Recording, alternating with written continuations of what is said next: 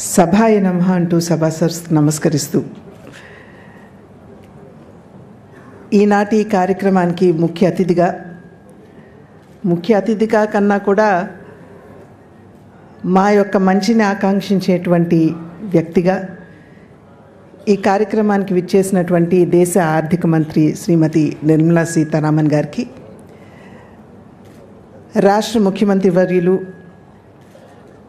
శ్రీ చంద్రబాబు నాయుడు గారికి, నాకు పితృ సమానులైనటువంటి పెద్దలు వెంకయ్య నాయుడు గారికి, ఈ కార్యక్రమానికి కారణభూతులైనటువంటి దగ్గుపాటి వెంకటేశ్వరరావు గారికి, విశాఖ పార్లమెంట్ నియోజకవర్గానికి ప్రాతినిధ్యం వహిస్తున్నటువంటి భరత్ గారికి, మరియు వేదిక ముందున్నటువంటి ఆత్మబంధువులందరికీ పేరు పేరున ముందుగా నా నమస్కారాన్ని నేను తెలియజేస్తున్నాను. వేదిక మీద లబ్ధ పురుషులందరూ కూడా ఉన్నారు.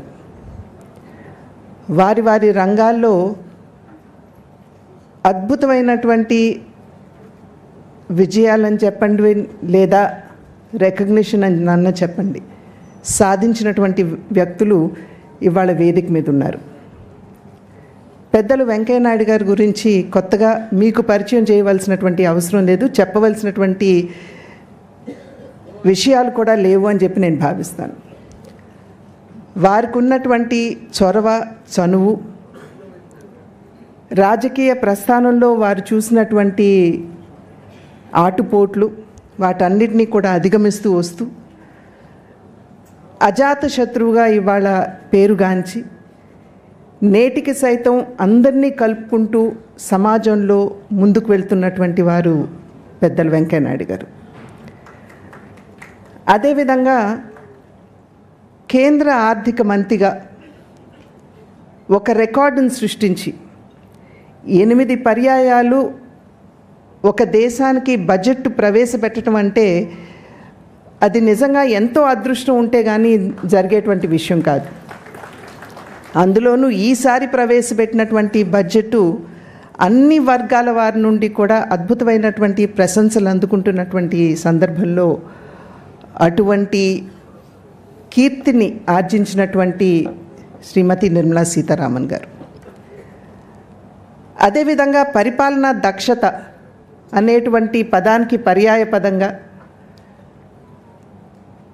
ఇవాళ రాష్ట్రాన్ని ఎంతటి సంక్షోభంలో ఉన్నదో మనందరికీ తెలుసు.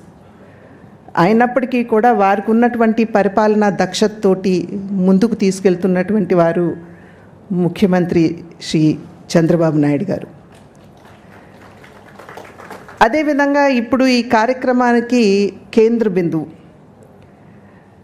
35 సంవత్సరాల సుదీర్ఘమైనటువంటి రాజకీయ ప్రస్థానంలో ఎవరి చేత కూడా వేలెత్తి చూపేటువంటి పరిస్థితి ఏర్పడనీయకుండా మచ్చలేని నాయకుడిగా తన జీవన ప్రస్థానాన్ని ఇప్పటివరకు, ఒక ప్రజా జీవన ప్రస్థానాన్ని ఇప్పటివరకు కూడా కొనసాగిస్తూ ఇవాళ ఇందాక ప్రతి ఒక్కరూ కూడా వారు రాసినటువంటి పుస్తకాల గురించి చెప్పడం జరిగింది.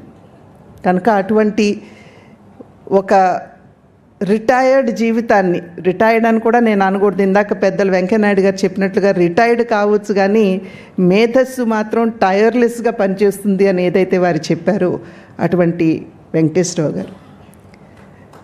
వీరందరూ వేదిక మీద ఉన్నటువంటి సందర్భంలో నిన్నటి నుండి నా కుటుంబ సభ్యులకి నేను వేస్తున్నటువంటి ప్రశ్న, ఇప్పటి వరకు ఈ క్షణం వరకు నాకు జవాబు రానటువంటి ప్రశ్న, నా పాత్ర ఏమిటి?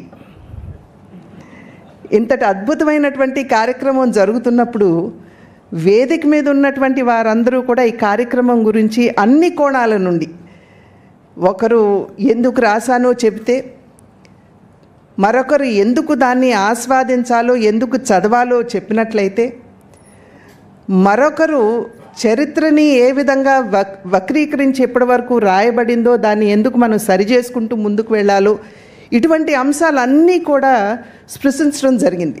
కనుకనే చెప్పాను, ఈ క్షణం వరకు నాకు జవాబు రానటువంటి ప్రశ్న, నా పాత్ర ఏమిటి? అటువంటి సందర్భంలో నేను 2004వ సంవత్సరం మొట్టమొదటిసారి పార్లమెంట్లో అడుగుపెట్టినప్పుడు నాకు ఎదురైనటువంటి అనుభవం నాకు గుర్తుకొచ్చింది. అంటే ఒకంత మరీ సీరియస్గా కాకుండా ఒకంత కొంచెం హాస్యంగా ముందుకు వెళ్దాం అనేటువంటి ఆలోచన.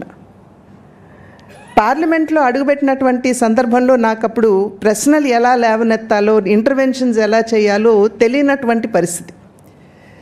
అప్పుడు శ్రీనివాస్ వికే పాటిల్ గారని మహారాష్ట్ర నుండి ఒక పార్లమెంట్ సభ్యులు నా పక్కన కూర్చుని ఉండేవారు. వారిని అడిగాను, భాయ్సాబ్ ఎలా నేను ప్రశ్నలు లేవనెత్తాలి, నేను ఎలా ముందుకు వెళ్ళాలి పార్లమెంట్లో అని అడిగినప్పుడు పురంధేశ్వరి చాలా సులభం, నీ పేరు పిలుస్తారు, నువ్వు ప్రశ్న అడగటానికి నాకు ఒక అవకాశం ఇవ్వండి అన్నప్పుడు నీ పేరు పిలుస్తారు, పిలిచినప్పుడు నువ్వు చెయ్యి అంటే వారు నిన్ను చూసేంత వరకు నువ్వు చెయ్యి పైకెత్తి పెట్టాల్సిందే, వారు పిలిచేంత వరకు. నొప్పితో మొద్దు బారిపోయినా సరే చెయ్యి మాత్రం కిందకు దించొద్దు, ఎందుకంటే స్పీకర్ గారు నిన్ను చూడాలి. చూసిన తర్వాత వారిని నిన్ను పిలుస్తారు. పిలిచి నువ్వు సర్దుకుని లేచి నిలబడి థ్యాంక్ యూ సార్ అనేలోపు బెల్ చప్పుడు నీకు వినపడుతుంది. అంటే నీకు ఇచ్చిన 2 నిమిషాల సమయం అయిపోయింది అని లెక్క అనమాట. అంటే నువ్వు కూర్చో అని చెప్పి వారు చెప్పినట్లు. కానీ నువ్వు కూర్చోవద్దు, ఎందుకంటే పార్లమెంట్ సభ్యురాలుగా నీ బాధ్యత నువ్వు మాట్లాడటం కనుక ఎంతసేపు అయినా వారు ఎన్నిసార్లు బెల్లు నొక్కినా కూడా నువ్వు ఆపకుండా నువ్వు మాట్లాడుతూనే ఉండు.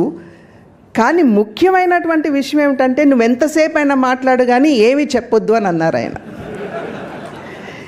నేటి వరకు నాకు అర్థం కానటువంటి అంశం, అన్ని గంటలు అన్ని నిమిషాలు మాట్లాడి ఏమి చెప్పకుండా ఎలా కూర్చుంటామని బహుశా ఆ పరిస్థితిలో ఇవాళ నేనున్నానేమో అని చెప్పి నేను భావిస్తున్నటువంటి విషయం. ఎందుకంటే విషయాలన్నీ పెద్దలందరూ కూడా మాట్లాడేయటం జరిగింది. అయితే ఒకటి మాత్రం సత్యం, చరిత్ర అని అనగానే మనకి గుర్తుకు వచ్చేది రాజులు, సామ్రాజ్యాలు, యుద్ధాలు, విజేతలు, ఆక్రమించినటువంటి భూభాగాలు, వీటన్నిటితోటి పాటు చివరిగా అశోకుడు గొప్ప చక్రవర్తి, రోడ్ల నిర్మాణం చేశాడు, చెట్లు నాటారు. ఈ విషయాలు వెంటనే మనకి స్ఫురణకు వస్తాయి. అయితే మనం గుర్తించినటువంటి అంశం ఏమిటంటే ఆ చరిత్ర పుటల్లో అనేక సంఘటనలు, అవి చిన్నవి కావచ్చు పెద్దవి కావచ్చు, ప్రపంచగతిని దేశగతిని మార్చినటువంటి సంఘటనలు అనేక ఉన్నాయి అనేటువంటి విషయం మనలో చాలామందికి అవగాహన లేనటువంటి విషయం. పోనీ దాన్ని అర్థం చేసుకోవాలి అని ప్రయత్నం చేయటం కూడా చాలా వరకు మనం చెయ్యం. ఎందుకంటే చరిత్ర ఉన్నది, దానికి ఆ సబ్జెక్ట్కి మనం అంత ప్రాధాన్యత ఇవ్వనటువంటి సందర్భం. ఒక రకంగా చెప్పాలంటే గణితం కావచ్చు లేకపోతే శాస్త్రం కావచ్చు, వాటికి ఇచ్చేటువంటి ప్రాముఖ్యత మనం చరిత్రకి ఇవ్వం. కానీ చరిత్రకి ఖచ్చితంగా ప్రాముఖ్యత ఇవ్వాల్సినటువంటి అవసరం ఉన్నది.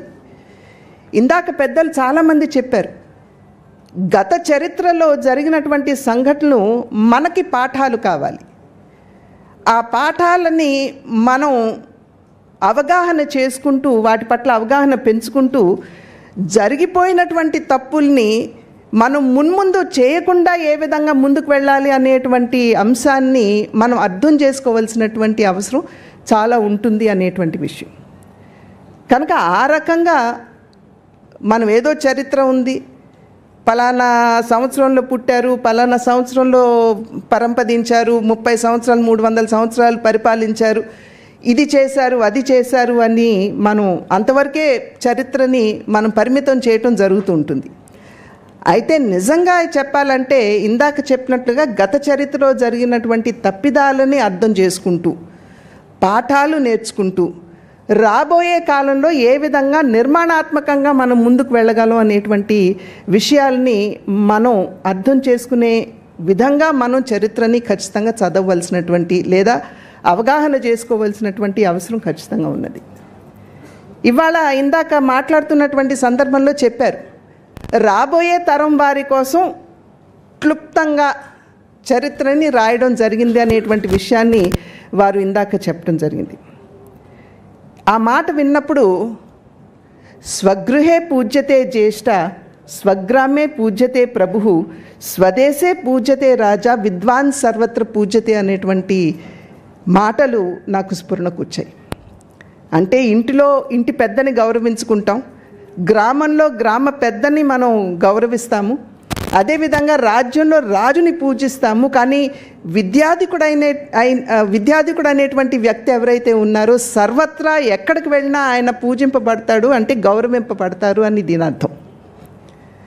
అంటే అటువంటి విషయావగాహన, ఇక్కడ విద్యాధికులు అంటే విషయావగాహన అనేటువంటి విషయం మనం ఇక్కడ అర్థం చేసుకోవాలి. అటువంటి తరాన్ని నిర్మాణం చేయవలసినటువంటి బాధ్యత ఖచ్చితంగా పెద్దలంగా మనందరి మీద ఉన్నది అనేటువంటి విషయం ముందు మనం ఇక్కడ అర్థం చేసుకోవాలి. కనుక ఆ రకమైనటువంటి బాధ్యతతోటి సాధారణంగా వరల్డ్ హిస్టరీ చదవాలి అని అంటే 10-12 వాల్యూమ్స్ ఉంటాయి. ఒక్కొక్క వాల్యూము 700-800 పేజీలు ఉంటాయి. ఒక పుస్తకం తర్వాత ఒక పుస్తకం 1000 పేజీలు చదువుకుంటా పోవాలంటే మనకి ఆ ఓర్పు ఉండదు, లేదా సంగ్రహించేటువంటి శక్తి కూడా మనకు అంత ఉండదు. కనుక భావితరాల వారికి ఇవాళ మనం పోటీతత్వ ప్రపంచంలో జీవిస్తున్నాం.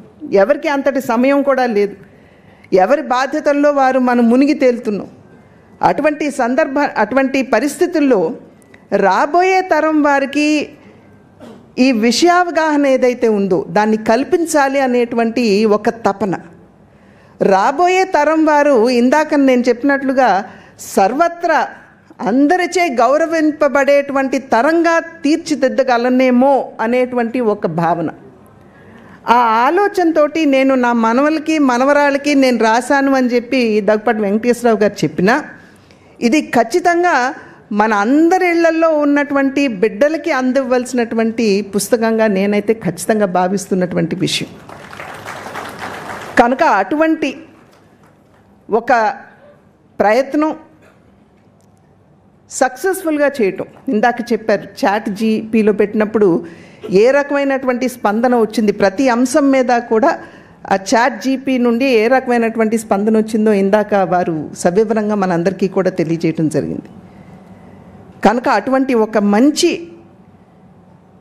పుస్తకాన్ని కేవలం మన వరకు కాదు, మన భావి తరాలకి ఉపయోగపడాలి అనేటువంటి ఆ సంకల్పం ఏదైతే ఉందో దాన్ని నేను హృదయపూర్వకంగా అభినందిస్తూ, మరి ఒక్కసారి ఈ యొక్క పుస్తక ఆవిష్కరణ కార్యక్రమం ఏదైతే ఉందో ఇది కేవలం పుస్తక ఆవిష్కరణ కార్యక్రమం అనుకోవట్లేదు. నేను ఆత్మ బంధువులు అని ఇందాక నేను ఎవరినైతే సంబోధించానో అందరినీ ఇవాళ నేను వేదిక మీద నుండి చూస్తున్నప్పుడు అందరూ తెలిసినటువంటి వ్యక్తులు, మాకు చాలా కావలసినటువంటి వారు ప్రతి ఒక్కరూ కూడా ఇక్కడ ఉన్నటువంటి సందర్భంలో ఇటువంటి ఒక చక్కటి కార్యక్రమం నిర్వహించుకోగలగడం అనేది నిజంగా ఇది నాకు చాలా ఆనందం కాదు, నా అదృష్టంగా భావిస్తున్నాను అని చెప్పి తెలియజేస్తూ, ఇప్పటికైనా సరే మా కుటుంబ సభ్యులు మరి జవాబిస్తారేమో అని ఎదురు చూస్తూ నేను లేవనెత్తిన ప్రశ్నకి మీ అందరికీ కూడా హృదయపూర్వకంగా ధన్యవాదాలు. అదేవిధంగా పెద్దలు వెంకయ్యనాయుడు గారు, పెద్దలు నిర్మలా సీతారామన్ గారు, పెద్దలు చంద్రబాబు నాయుడు గారు, అదేవిధంగా భరత్ వారు కూడా ఈ కార్యక్రమానికి ఇక్కడికి వచ్చి ఇంత శోభాయమానంగా ఈ కార్యక్రమాన్ని నిర్వహించుకోవడం అనేది మా అదృష్టంగా భావిస్తూ సెలవు తీసుకుంటున్నాను. నమస్కారం. Thank you, ma'am. The last part of the program is felicitation of the guests. Request Daggupati Venkateswara garu and madam to facilitate our Vice President Venkaiah Naidu garu.